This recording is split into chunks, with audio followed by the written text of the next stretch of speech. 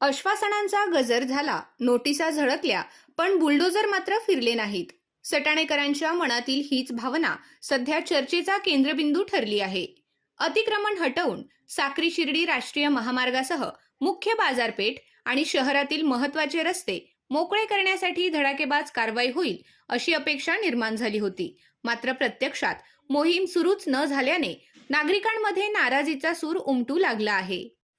सटाणा नगर परिषदेच्या मुख्याधिकारी ज्योती भगत एका महिन्याच्या रजेवर गेल्यानंतर त्यांच्या जागी परिवीक्षाधीन IAS अधिकारी PK सिद्धार्थ रामकुमार यांची नियुक्ती झाली. शहरातून जाणाऱ्या साक्री शिर्डी महामार्गाचे काम अतिक्रमणामुळे वर्षानुवर्ष रखडले आहे. त्यामुळे नव्या अधिकाऱ्यांकडून ठोस आणि निर्णायक पावले उचलली जातील अशी नागरिकांची अपेक्षा बळावली.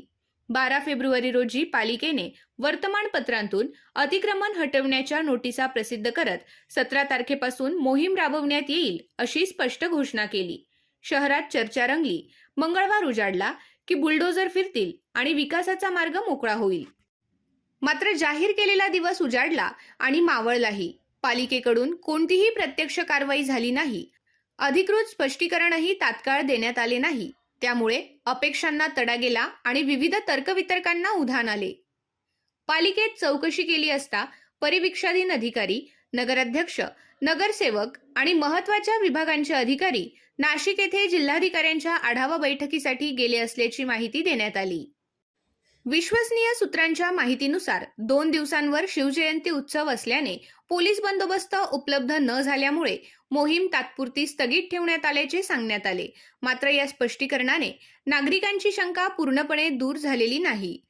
ज्या दिवशी पालिकेची जाहिरात प्रसिद्ध झाली त्याच दिवशी आमदार दिलीप बोरसे यांनी तहसीलदारांच्या दालनात तातडीची आढावा बैठक बोलावल्याची माहिती समोर आली. विशेष म्हणजे या बैठकीसाठी कोणतेही लेखी पत्र न देता भ्रमणध्वनीवरून अधिकाऱ्यांना उपस्थित राहण्याच्या सूचना देण्यात आल्या. परंतु जितक्या तातडीने बैठक बोलावली गेली तितक्याच तातडीने ती रद्द झाल्याचेही अधिकाऱ्यांना कळवण्यात आले. ही बैठक का बोलावली आणि अचानक का रद्द झाली यामागे नेमके काय कारण होते याबाबत शहरात जोरदार चर्चा सुरू आहे. IAS अधिकारी PK सिद्धार्थ रामकुमार यांचा परिवीक्षाधीन नियुक्ती कालावधी 21 फेब्रुवारीपर्यंत असल्याचे समजते. उरलेल्या बोटावर मोजण्या इतक्या दिवसात प्रत्यक्ष अतिक्रमण विरोधी कारवाई होईल का की ही मोहीम कागदोपत्रीच राहील?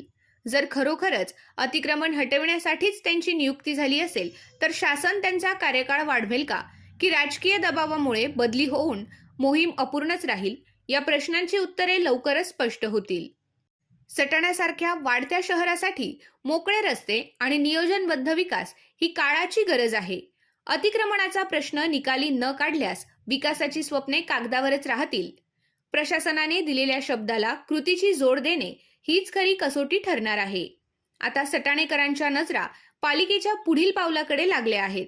आश्वासनांच्या पलीकडे जाऊन प्रत्यक्ष कारवाई होईल का की ही मोहीमही घोषणाबाजीपुरतीच मर्यादित राहील याची उत्तरे येत्या काही दिवसात मिळतील.